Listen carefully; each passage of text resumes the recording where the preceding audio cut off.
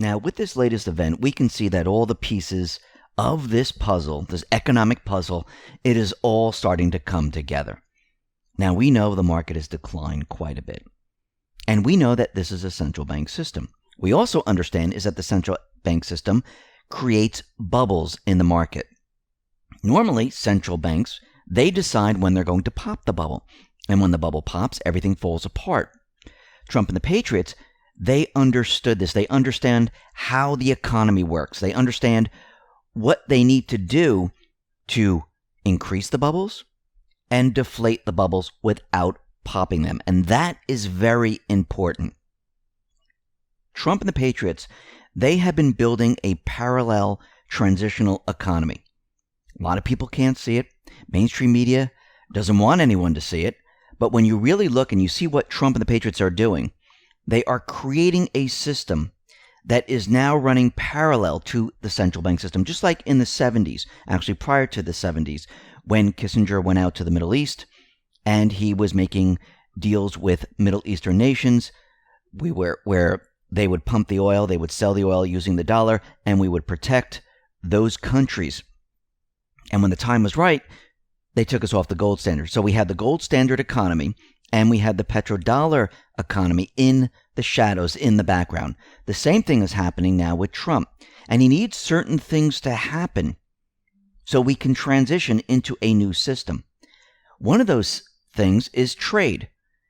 He needed to make new trade deals around the world. He needed to renegotiate trade deals like NAFTA, make it the USMCA.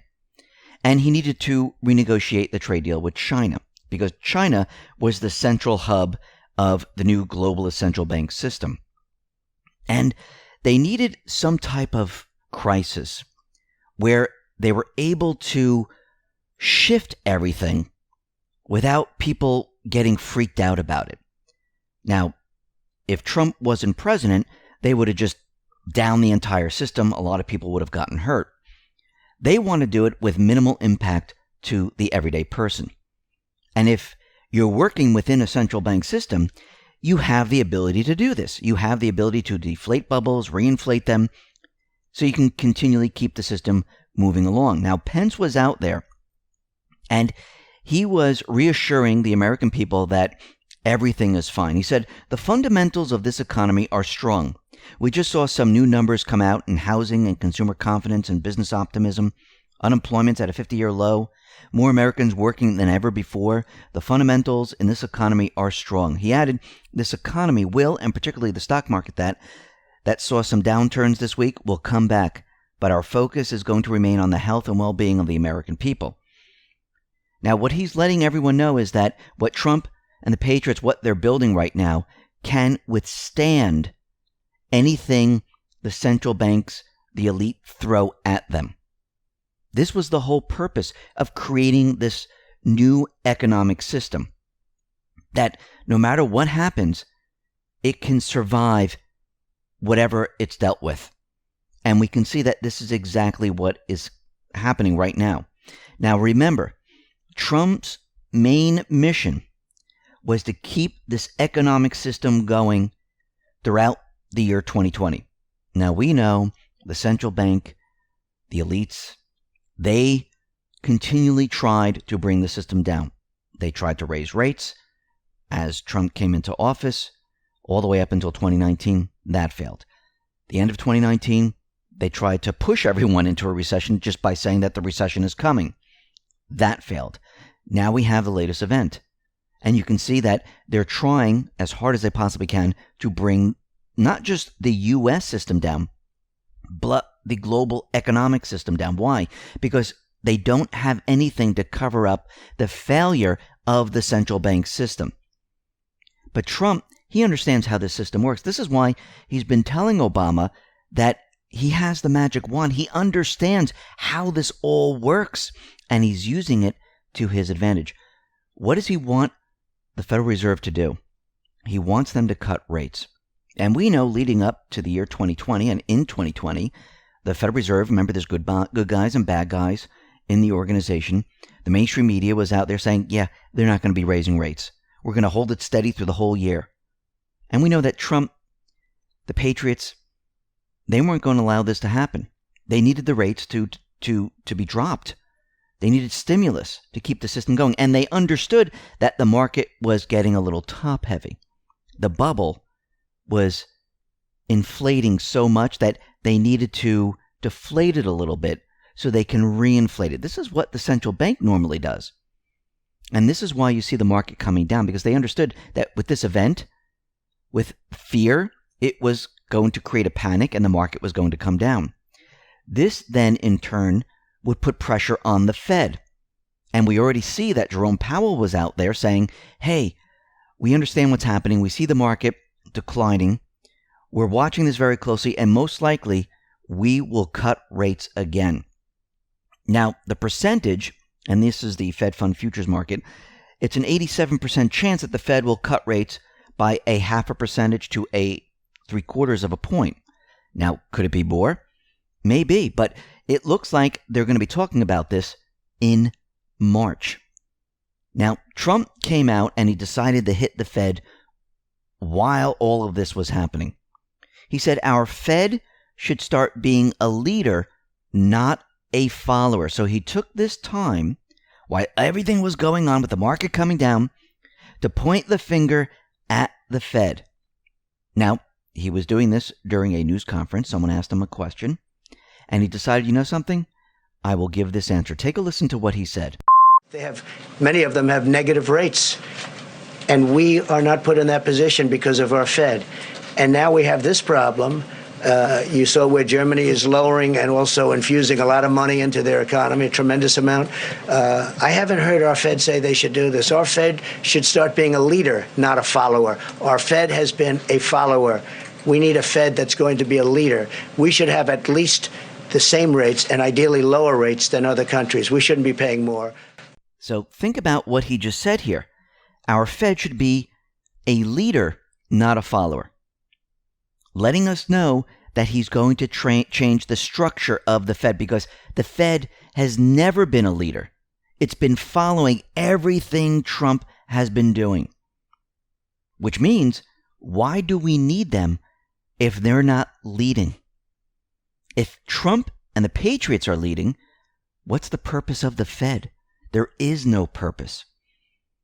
Now, if we look at China right now, we understand with this entire crisis, companies shut down, manufacturing shut down, supply chains shut down, and now manufacturers, companies, they're looking at their situation and they're saying, you know something, this is not good. Now, if you look at China, we can see that the official China non-manufacturing PMI, we see the official China manufacturing PMI, we see the official China manufacturing export orders.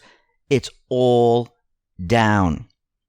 Everything in China that has to do with manufacturing, the manufacturing sector, has declined rapidly. Now, once again, this plays into what Trump and the Patriots wanted. Remember, China was the central bank globalist hub of their new system. Trump, with tariffs, has been pushing companies and manufacturers out of China. With this new crisis, companies now are questioning, should we have all our eggs in one basket? Companies, manufacturers, they're saying, no, we shouldn't, which means they're going to be making a move. Trump recently was out in India. He is setting up a new manufacturing base there, because we know that all companies are not going to come back to the United States. Trump understands this. This is why he created the USMCA, because he understands he needs the help of Canada and Mexico to become a North America powerhouse to go up against the globalist system. This is all about transitioning what the central bank and the globalists had in mind and transitioning it into his new economic system, which is based on a decentralized system, and it's a people's economy.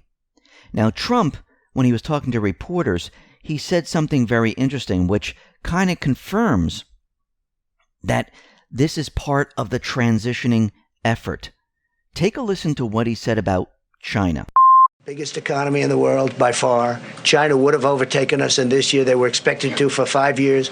2019, they were going to overtake us. They're not even close, and they won't be close. As long as somebody smart is right here, they won't be close. But I will say this, the relationship with them is good. Now, while Trump was giving his answer, he confirmed that that China was supposed to overtake the United States. What did he do? He reversed all of this. And with this crisis, it allowed Trump and the Patriots to push their economic agenda, which means we have a confirmation that everything that the central bank and the globalists were trying to do has now been reversed, and he's using this crisis to his advantage. And what other way can you force and push a mass renegotiation of trade and have companies all look at the same situation and say we need to create new supply chains? We can't work in this fashion if there's some type of disaster. Using this crisis, Trump and the Patriots were able to change the landscape of the global economy without hurting the everyday person. Plus, with this, he was able to deflate the stock market because he knew that he was going to need to reinflate it to keep the system going, because he understood that if the central bank, with the stock market the way it was and everything the way it was, if the Fed went ahead, cut more rates, pushed more stimulus, it would have popped the bubble. So he wants the market to come down. He wants everything that we're seeing so he can reinflate it. Now think about the other side of this. When everything is all said and done, Trump is going to renegotiate trade deals. Companies are going to renegotiate their supply chains. Trump is going to reinflate the stock market. Trump is going to say, look how strong the U.S. economy is. It can withstand all of this. The market came down by 2, 3, 4, 5,000 points, and look where we are today. And I do believe that this is going to start happening in the spring, going into the summer, and then he's going to announce the tax cuts in September for the middle class, and the entire economic system is going to look like something we've never seen before. And it's all going to benefit Trump, the Patriots, and the everyday person.